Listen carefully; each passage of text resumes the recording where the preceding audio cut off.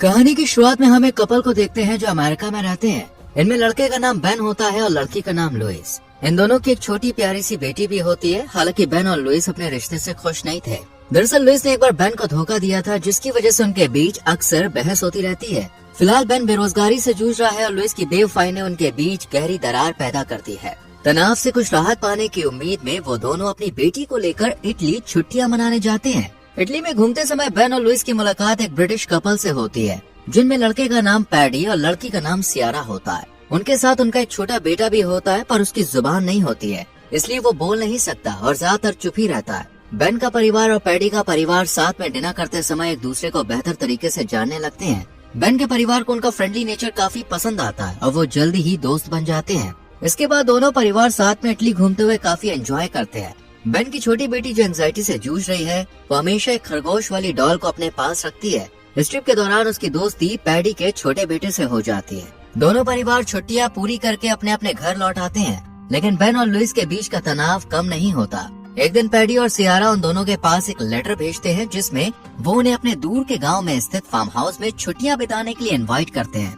यह बेन और लुइस अपने इस रिश्ते को सुधारने और अपनी बेटी की चिंता को कम करने का एक मौका देते हैं। हालांकि वो एक बार सोचते हैं कि वो पैडी के परिवार को अच्छे से नहीं जानते, इसलिए शायद उनका वहाँ जाना सही नहीं होगा। लेकिन पैडी के परिवार के साथ पहले का अच्छा अनुभव और उनकी सादगी को याद करके वो ज्यादा नहीं सोचते और इनविटेशन स्वीकार कर लेते हैं। इसके बाद बेन और लुइस अपने और अपनी बेटी का सामान पैक करते हैं और कार लेकर पैडी के फार्म हाउस की ओर निकल जाते हैं।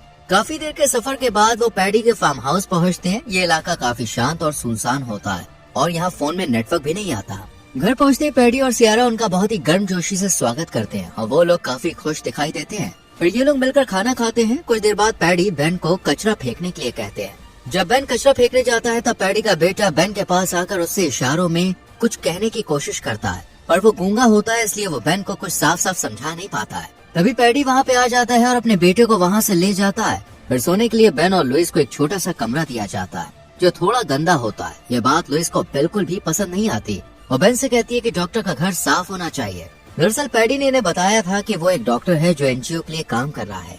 बेन लुइस से कहता है कि ये लोग गांव में रहते हैं, शायद इनका रहने का तरीका यही हो। बेन उसे एडजस्ट करने की सलाह देता है। वहाँ बेन की बेटी को दूसरा कमरा दिया गया था, जहाँ पैडी के बेटे के लिए अलग बिस्तर था और बेन की बेटी के लिए अलग। पर बेन की बेटी को वहाँ नींद नहीं आती, इसलिए वो अपने पेरेंट्स के पास आकर सोती है। अगले दिन पैडी अपने परिवार और बेन के परिवार को लेकर जंगल जाता है, जहाँ ये लोग पास की झील में नहाते हुए खूब मस्ती करते हैं। फिर सभी लोग घर आते हैं और खाना खाते हैं। बेन का परिवार पैडी के घर पर काफी खुश होता है, लेकिन कुछ समय के बाद पैडी और सियारा का व्यवहार थोड़ा अजीब होने लगता है। बेन के परिवार को सियारा की तीखी टिप्पणियां सुननी पड़ती है और पैडी के अजीब चुटकुले झेलने पड़ते हैं। साथ ही पैडी अपनी बेटी से काफी बुरी तरह से बिहेव करता है, लेकिन बेन और लुइस इसे नजरअंदाज कर देते हैं। एक शाम पैडी और सियारा बेन और लुइस को बाहर डिनर के लिए अपने साथ ले जाने वाले होते हैं, पर बेन की बेटी और पैडी का बेटा घर पे ही रुकने वाले थे। उनकी देखभाल के लिए पैडी एक बेबी सिटर को बुलाता है, पर लुइस और बेन अपनी बेटी को अकेला नहीं छोड़ना चाहते। उन्हें उसकी चिंता होती है, फिर भी पैडी के कहने पर वो मान जाते हैं और बेबी सिटर को बच्चों का अच्छे से ध्यान रखने को कहते हैं। फिर वो लोग कार में बैठकर निकल जाते हैं। ये लोग कार से समुद्र के पास एक सुंदर जगह पे पहुँचते हैं, जहाँ एक छोटा सा होटल होता है। वो होटल के अंदर जाते हैं। यहाँ का मालिक पैडी का दोस्त होता है, जो उनका अच्छे से स्वागत करता है। हालांकि उसका व्यवहार थोड़ा अजीब लगता है। फिर वो इनके लिए खाना बना के लाता है। इसके बाद वो लोग खाना खाने लगते हैं। लुइस वेजिटेरियन होती है, इसलिए वो केवल शाकाहारी खाना खाती है, लेकिन पैडी लुइस के वेजिटेरियन होने का मजाक उड़ाता है। ये बात लुइस को बिल्कुल भी पसंद नहीं आती। कुछ देर बाद पैडी और सियारा ड्रिंक करने के बाद डांस करते हैं। फिर नशे की हालत में वो बेहूदगी से एक दूसरे के करीब आने लगते हैं। ये सब देखकर बेन और लुइस पूरी तरह से हैरान हो जाते हैं। उधर घर में बच्चे बेबी सिटर के साथ लुका छिपी खेल रहे होते हैं। जब बेन की बेटी और पैडी का बेटा छुपने जाते हैं, तो पैडी का बेटा उसे अपने पिता की घड़ियों का कलेक्शन दिखाने लगता है। वहाँ कई महंगी घड़ियाँ होती हैं। पैडी का बेटा एक घड़ी उठाकर उसके पीछे लिखा मैसेज पढ़ने को कहता है, पर बेन की बेटी उस भाषा को समझ नहीं पाती। तभी बेबी सिटर वहाँ आने लगता है, इसलिए पैडी का बेटा घड़ी वापस रख देता है। कुछ देर के बाद जब दोनों बच्चे सोने जाते हैं, तो पैडी का बेटा बेन की बेटी को अपने शरीर पर लगे चोटों के निशान दिखाता है। लेकिन तभी बाकी लोग घर में आ जाते हैं, इसलिए पैडी का बेटा सोने का नाटक करता है और बेन की बेटी भी ऐसा ही करती है। लुइस और सियारा देखते हैं कि उनके बच्चे सो रहे हैं, इसलिए वो दोनों अपने अपने कमरे में सोने चली जाती हैं। लुइस बेन से कहती है, मुझे यहाँ नहीं रहना है, ये लोग मुझे बिल्कुल भी अच्छे नहीं लग रहे हैं। साथ ही इनका व्यवहार भी काफी अजीब है, हमें यहाँ से चले जाना चाहिए। बेन कहता है, चिंता मत करो, हम चले जाएंगे। फिर दोनों सोने के लिए बिस्तर पर चले जाते हैं आधी रात में लुइस जब पानी पीने के लिए उठती है तो वो अपनी बेटी को देखने के लिए उसके कमरे में जाती है, पर अपनी बेटी को वहाँ ना पाकर वो घबरा जाती है। लुइस पैडी और सियारा के कमरे में देखने जाती है और ये देखकर भयभीत हो जाती है कि उसकी बेटी पैडी और सियारा के बिस्तर पर सो रही है। पैडी और सियारा नशे की हालत में उसकी बेटी को वहाँ लेकर आए थे। लुइस डर के मारे जल्दी से अपनी बेटी को लेकर बेन के पास जाती है और उसे सारी बात बताती है। अब दोनों तुरंत वहाँ से निकलने का फैसला करते हैं। वैसे भी वो पहले से ही इनसे परेशान थे। बेन लुइस की बात से सहमत हो जाता है। वो जल्दी से अपना सामान पैक करते हैं और सुबह होते ही बिना पैडी के परिवार को बताए कार लेकर निकल जाते हैं। कार से दूर जाते ही बेन की बेटी को याद आता है कि उसने अपनी खरगोश वाली डॉल घर में ही छोड़ दी है।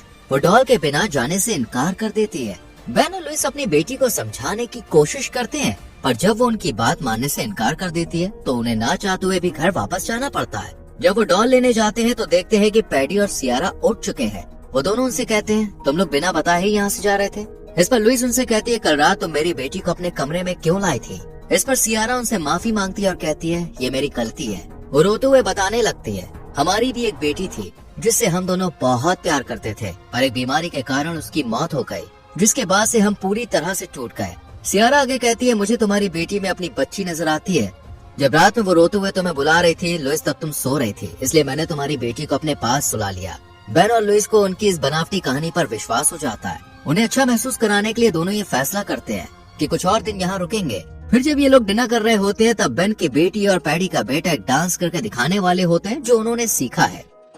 पैडी उन्हें डांस करने की इजाजत देता है और फिर वो दोनों डांस करने लगते हैं, पर डांस करते हुए पैडी का बेटा थोड़ी गलती कर बैठता है। ये बात पैडी को बिल्कुल भी पसंद नहीं आती और वो उसे डांटने लगता है। जब वो फिर से डांस करने लगते हैं तो पैडी का बेटा दोबारा गलती करता है। ये देखकर पैडी गुस्से में अपने बेटे पर एक मग फेंक कर मारने की कोशिश करता है। मग बेटे को लगता नहीं है, लेकिन वो बहुत डर जाता है। बेन की बेटी भी ये देखकर घबरा जाती है और अपने पेरेंट्स के पास चली जाती है। लुइस को ये देखकर बहुत बुरा लगता है। वो गुस्से में पैडी को डांटते हुए कहती है, तुम अपने बेटे को हमेशा डांटते क्यों रहते हो? तुम उसके साथ ऐसा बर्ताव क्यों करते हो जैसे वो तुम्हारा बेटा है ही नहीं? पैडी गुस्से में जवाब देता है, ये मेरा बेटा है और मेरी मर्जी है कि मैं इसके साथ जो चाहे वो करूं। इसके बाद लुइस बेन के पास आकर कहती है, हमें अब यहाँ और रुकना नहीं चाहिए, चलो। बेन भी उससे सहमत होता है। लुइस सियारा से कहती है, हम अब यहाँ से जाने वाले हैं। इस पर सियारा कहती है, पैडी से मिलकर चाहिए, नहीं तो उसे बुरा लगेगा। लेकिन पैडी ड्रिंक के नशे में सो रहा होता है। जब पैडी सो रहा होता है तब उसका बेटा चुपके से उसके पास से चाबी चुरा लेता है। फिर वो बेन की बेटी के साथ खेलते खेलते फार्म हाउस के पीछे बने शेड के नीचे बने एक खुफिया कमरे में ले जाता है।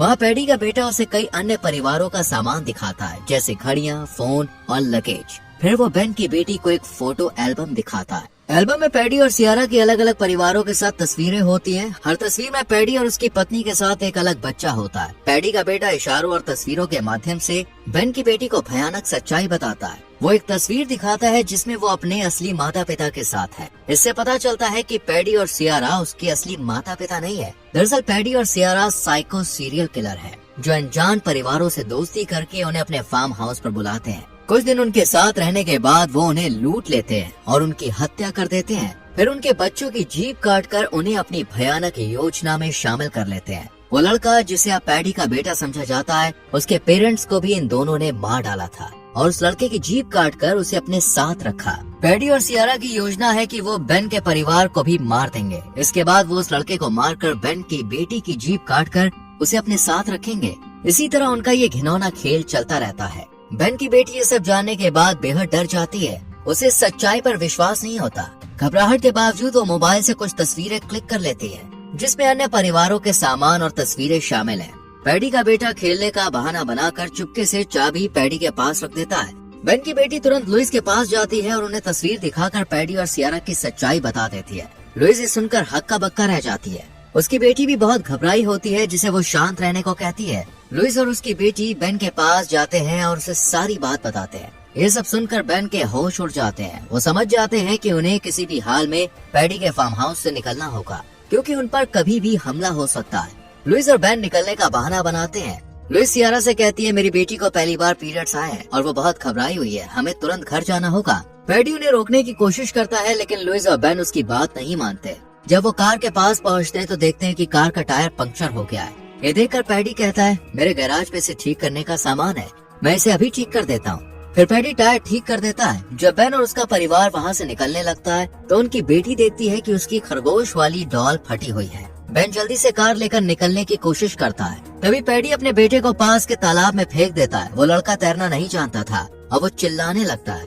बेन कार को रोकता है और तालाब में कूदकर लड़के को बचा लेता है। लेकिन तभी वो देखता है कि पैडी और सियारा ने लुइस और उसकी बेटी को पकड़ लिया है। वो सभी को पकड़कर गैराज में ले जाकर बांध देते हैं। पैडी और सियारा बेन और लुइस को धमकाकर उनके सभी पैसे अपने अकाउंट पे ट्रांसफर करवा लेते हैं। इसके बाद पैडी उन्हें मारने की तैयारी करता है। तभी लुइस जो सेफ्टी के लिए चाकू रखे होती है उससे पैडी पर हमला करती है और सियारा से गन छीन लेती है। वो उन पर गन तान देती है। बेन, लुइस, उनकी बेटी और वो लड़का गैराज को लॉक कर गाड़ी लेकर भागने लगते हैं। लेकिन तभी पैडी का होटल वाला दोस्त वहाँ पहुँच जाता है और उन पर गोली चलाने लगता है। अपनी जान बचाने के लिए वो पैडी के घर में घुस जाते हैं और सभी दरवाजे खिड़कियाँ बंद कर लेते हैं। पैडी का दोस्त गैराज खोलकर पैडी और सियारा को बाहर निकालता है। अब वो तीनों घर के अंदर घुसने की कोशिश करते हैं। घर का हर कोना उन्हें अच्छी तरह से मालूम होता है, इसलिए वो जैसे तैसे अंदर आ जाते हैं। पैडी जब बच्चों को ढूंढ रहा होता है तब लुइस उसके चेहरे पर तेजाब फेंक देती है और भाग जाती है।